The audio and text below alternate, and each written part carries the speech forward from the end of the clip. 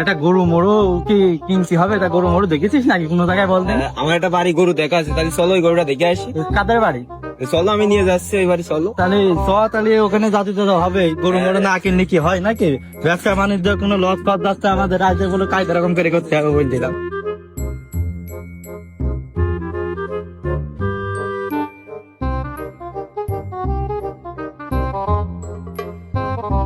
বাবু, তোমার এই গরুটার দাম কত বলো তুমি? গরুটা কি ভালো একটু বলো।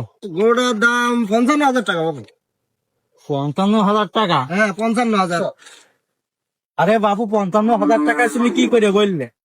এই গরু তো সাইডে পাঁচ হারা তো কিছুই নেই। এই নাও, একটু টাকা দিচ্ছি।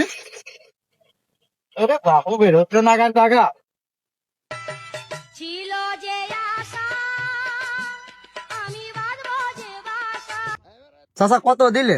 আরে বাবু, নাও, গুনে দেখো, ঠিকই আছে টাকা। তোমার তোমার কি ঠকাবো নাকি আমি? নাও।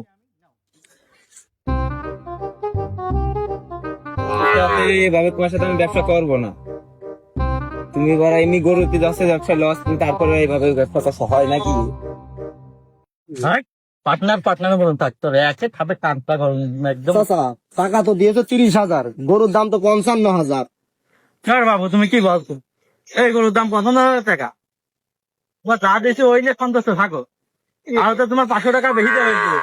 তোমার তো 29,000 টাকা 500 টাকা দেওয়ার কথা ছিল, আর তো 500 টাকা বেশি গিয়েছে। দাও, যা দিয়েছি বাপু ওই নিয়ে থাকো দিনই। চোখা কানে দেখে একদম, তোকে দেখে লস যাচ্ছে এই গরু আমার। পাক্কা 3,000 টাকা।